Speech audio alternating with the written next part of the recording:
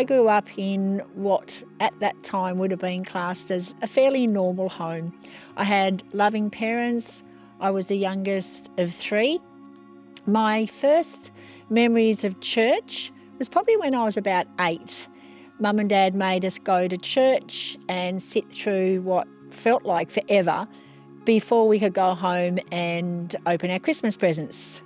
I did go to the youth group at their church for a short period of time, but I can't remember that I really thought it was great or it was for me. I just didn't really have much to do with church. I just got on with my life as a teenager.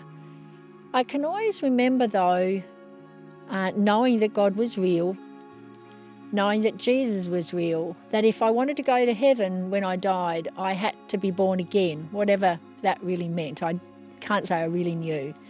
But it was without a doubt that I knew these things in my head were true. Over the next couple of decades, got married, family, lived my life according to the way I wanted to live it. Didn't really go to church much other than Christmas Day or Easter Sunday. I always felt that that was the right thing to do. But I always had this feeling that used to bother me. It was this nagging feeling that would never go away. When I visited my parents, Dad would want to share with me, and again it was like I didn't want to know.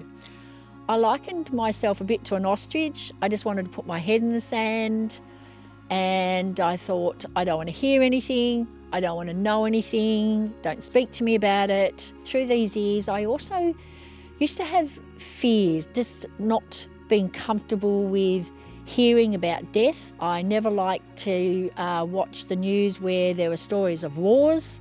I used to fear thunderstorms. This feeling about when I died and I would not go to heaven, again, was always there in the background. And I can remember when I was about 13 or 14, I don't know if it was a dream, probably more of a nightmare really, that I felt or dreamed that death was this never, ever, ever, ever ending blackness, this nothing, but you were aware of it.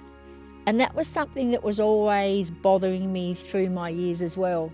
I can't say that they were, like a big worries, but they were just a nagging. So it was about a month shy of my 37th birthday. There was stuff going on in my life that I was struggling with. So I went and spoke to my sister, just needed to have a chat. And she just said to me, do you want to give your life to Jesus? And I just said yes. I didn't really know what was going to happen, but when I did pray that prayer of asking Jesus into my life, I can remember feeling really excited. It was like, wow, I've actually done it.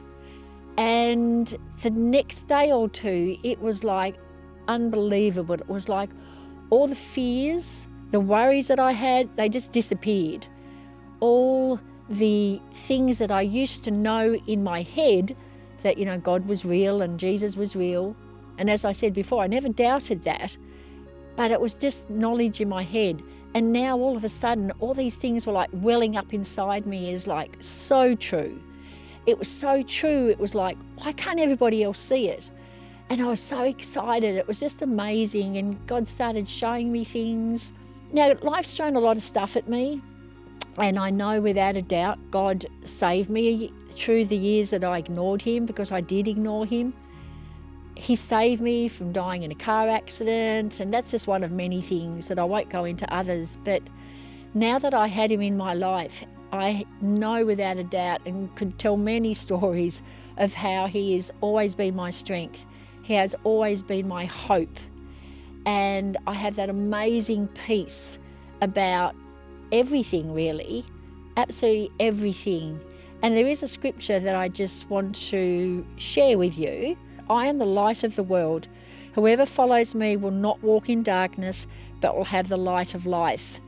And that is just so true for me. All those dark worries, I guess, have gone, and everything is just so real and true. And I know no matter what life throws at me, Jesus is always going to be with me, and he's definitely my strength and my hope.